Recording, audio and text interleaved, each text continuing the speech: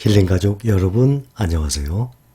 오늘은 7월 8일 목요일 새벽 5시 30분입니다. 오늘 다우, 나스닥, S&P 모두 상승을 했습니다. S&P 500이 가장 많이 올랐는데 0.34%, 다우 0.3%, 나스닥은 0.01, 아주 조금 올랐습니다. 나스닥 100이 0.16, 세 지수가 다 올랐지만 기술주 나스닥 100이 가장 적게 올랐습니다. 장 시작하자마자 좋았는데 완전히 밑으로 뚝 떨어졌다가 다시 다우와 S&P 500은 지속적으로 상승을 했지만 나스닥은 오르내림을 반복을 하다가 겨우 0.01% 올랐습니다. 그런데 지수로는 나스닥과 S&P 500이 또 사상 최고치를 경신을 한 상태입니다. 나스닥 100이 0.16% 상승해서 QQQ는 0.21% 상승을 하고 S&P 500이 0.34% 상승해서 SPY와 VOO가 0.35, 0.34 비슷하게 상승을 했습니다. 반면에 필라델피아 반도체 지수가 많이 떨어졌습니다. 특히 마이크론이 3.53% 하락을 하고 AMD 4.16% 하락을 했습니다. 마이크론은 메모리 반도체, 또 AMD는 인텔과 함께 비메모리, 또 연산장치 아닙니까? CPU 쪽이고 1.4%가 하락을 했습니다. 반도체 지수. 그래서 SOXX ETF 1.51% 하락하고 SOXQ 얼마 전에 시작했죠. 1.42% 하락을 했습니다. 또 FNGS도 마이너스 0.88% 하락을 했습니다. 애플이 신고가 경신을 했어요. 오랜만에 신고가 경신했습니다. 한 120달러에서 꽤 오랫동안 머물렀었는데 어느새 144달러까지 올라와서 신고가 경신을 하고 시가총액이 2조 4천억 달러도 돌파했습니다. 우리 돈으로 환산한다면 약 2,700조. 엄청난 한 종목의 이 시가총액이 2,700조라 그러면 정말 상상하기 힘든 가격입니다.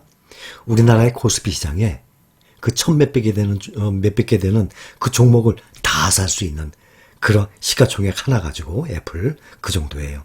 2위 마이크로소프트와에도 격차가 3천억 달러 이상으로 벌어진 상태입니다. 올해 다우가 13% 상승했거든요. 다우, S&P 500, 나스닥 올해 다 10% 이상 상승을 했어요. 그런데 대장주 애플은 8.5% 상승을 하는데 그쳤었거든요. 애플, 마이크로소프트, 아마존, 알파벳 지금 다 거의 다 모두 신고가 경신한 상태입니다. 연방준비제도 연준이라고 합니다. 또 영어로 FED, Fed라 그래요.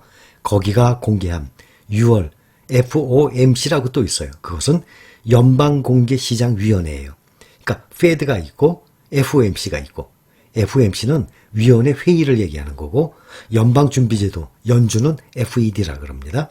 거기 의사록 발표를 했는데 뭐 특별히 말씀드릴 이 별다른 내용은 없었습니다. 눈에 띄는 것이 10년물 국채 금리가 어제 새벽까지도 상당히 많이 떨어지고 오늘 새벽에 또 떨어져서 약 한 6개월 전 올 2월 막 상승하기 시작했을 때 있죠. 그때 이 가격으로 하락을 한 상태입니다. 금리가 지금 현재 1.3%대로 많이 안정권으로 들어왔습니다. 전기차주 대표 중국의 니오와 테슬라가 하락을 했어요. 니오가 한동안 잘 올라가다가 마이너스 8.45% 하락을 했습니다. 또 테슬라가 마이너스 2.26% 하락을 해서 지금 현재 644달러입니다.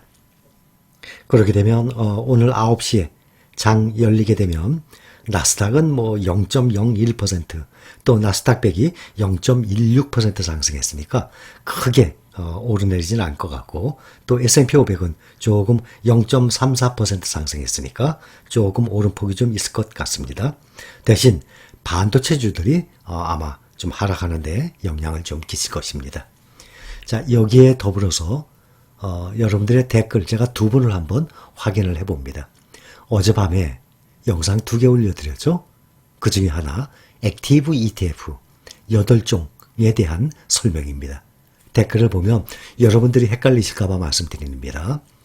제가 댓글을 보고 여러분들이 잘못 알 것 같은 거, 또 중요한 것 같은 거는 제가 댓글과 함께 추가 설명을 해드리거든요. 선생님께 질문 드리고 난 후 네이버 증권에서 찾아보니 다음과 같은 글을 올려주신 분이 계셔서 옮겨봅니다. 저야 못 봤으니까 어떤 분인지 당연히 모르겠죠. 다른 분들도 알아두시면 좋을 것 같아 알려드립니다.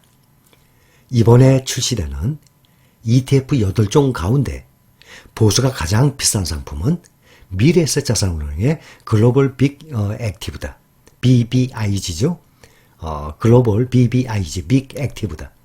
펀드 자체의 총보수는 0.55%에 불과하지만 나스닥 100 ETF와 글로벌 빅 ETF의 절반씩 재투자하는 상품이기 때문에 운용 보수도 이중으로 발생한다라고 말씀하셨어요.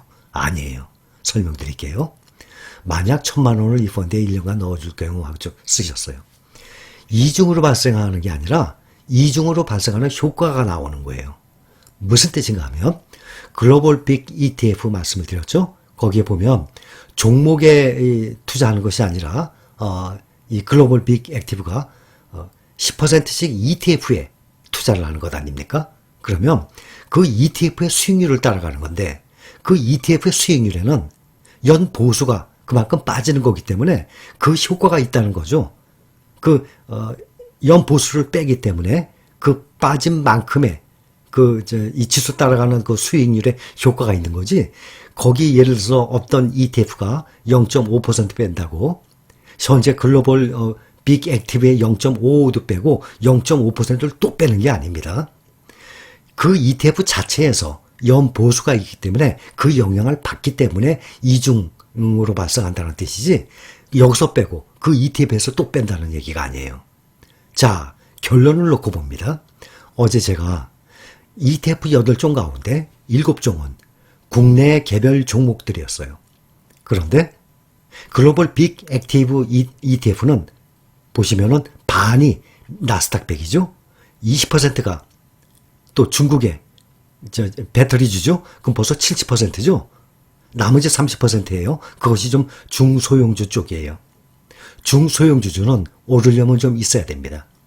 예를 들어서 같은 기술주지만 대장주들은 원래 폭락을 하거나 경제 위기가 오면 하락을 했다가 각 이 테마의 1등주들은 다 치고들 올라가요. 대장주들은. 그런데 중소형주 그쪽 이 파티의 중소형주는 시간이 걸리죠. 대표적인 ETF들이 ARKK 그렇죠? 아크 인베스트에서 취급하는 거 작년에는 그 5종류가 150%가 올랐지만 올해 보세요. 상당히 힘을 못 쓰고 있죠. 마찬가지로 작년에 많이 올랐던 중소형 위주로 기술주들, 친환경주들 아직 힘을 못 써요. 아크 인베스트 거도 ARKK 기준으로 마찬가지지만 또 BLOK라고 있어요. 그것도 작년에 1등이었어요. 그 ETF가. 또 MOON이라고 있습니다. 또 TAN, PBW, 또 QCLN, ICLN. 지금 말씀드린 ETF들은요, 작년에 엄청나게 오른 그랬던 종목들인데, 올해 보면은 다 중소형, 이 혁신 투자 기업들이거든요. 그러다 보니까 힘을 못 쓰고 있는 상태예요. 그런데 글로벌 빅 액티브의 30%, 나머지 3가지 10%씩 넣는 종류들이 대부분 그런 종류들이 많습니다. 그런데도 불구하고 국내 이 종목들에 비하면 예를 들어서 한 3년만 지나도 수익률이 수십 %가 차이가 나요. 10년의 코덱스 200과 비교를 했죠. 몇 배 차이 났습니까? 10배가 차이가 났어요. 500%에 오르는 동안 코덱스 200은 59%가 올랐죠.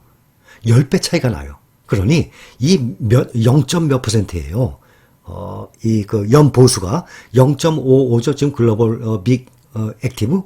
여기에 0점 몇 %가 더 추가가 된다고 쳐도 연간 몇십 % 차이 나기 때문에 이 작은 거를 간과할 수가 있어요. 자, 또 한 번 봅니다. 그러면 같은 맥락이에요. 외국 주식은 팔 때 환율을 알고 팔아야 한다고 하던데요. 설명해 줄 수 있으면 고맙겠습니다. 했어요. 당연히 알고 팔면 좋죠. 내가 팔 때 이왕이면 환율이 좋으면 좋죠. 그런데 이게 중요한 거예요.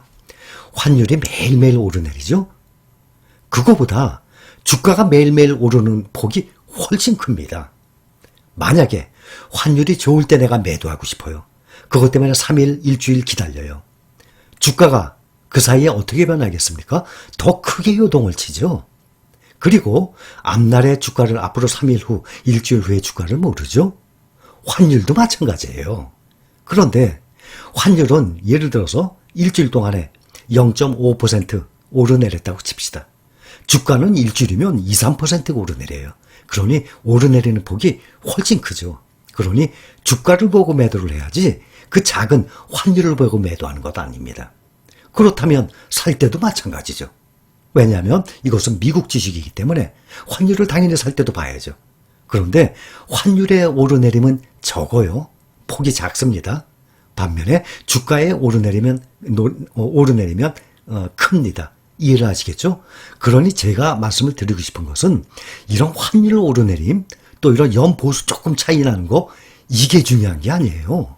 1년에, 5년에, 10년 동안에 수익률이 뭐 몇백 %, 엄청나게 차이가 나거든요. 그게 중요한 거죠. 이해를 하시겠죠? 그러니 조그만 거에 너무 연연하지 마시기 바랍니다. 잘못 알고 있는 것, 또 너무 세밀하게까지 신경 쓰는 것, 이거 중요한 거 아니에요. 투자들도 하기도 전에 별 걱정부터 다 하는 경우도 많아요. 그 별별 걱정, 사서 걱정하시는 겁니다. 하느냐 안 하느냐가 중요해요. 또 언제 하느냐가 중요합니다. 투자라는 것은요, 빠를수록 도움이 되는 거예요. 그래서 나이 들었을 때보다는 젊었을 때 하는 것이 훨씬 낫습니다. 이 투자에 돈이 눈덩이 굴러가면 점점 커지잖아요. 그거와 똑같은 복리 효과거든요.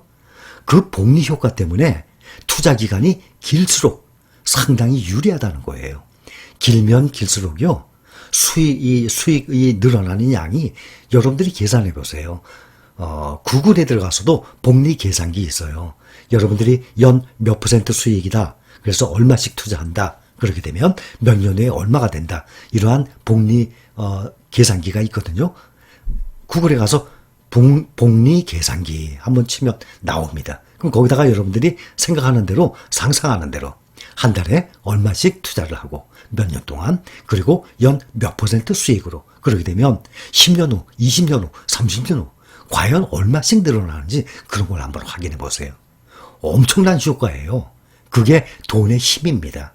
그래서 여러분들 가끔 댓글 보면 계속 똑같은 질문 하시는 거는 제가 웬만해서 안 하지만 좀 중요한 거, 또 잘못 알고 계시는 거, 또 이렇게 이렇게 무시해도 될 만한 거, 이런 거를 제가 종합적으로 봐서 앞으로도 댓글 봐서 100% 보기는 또 힘듭니다. 그러나 제가 보는 한도에 내려서 꼭 알려드려야 될 것 있으면 제가 알려드릴 것입니다.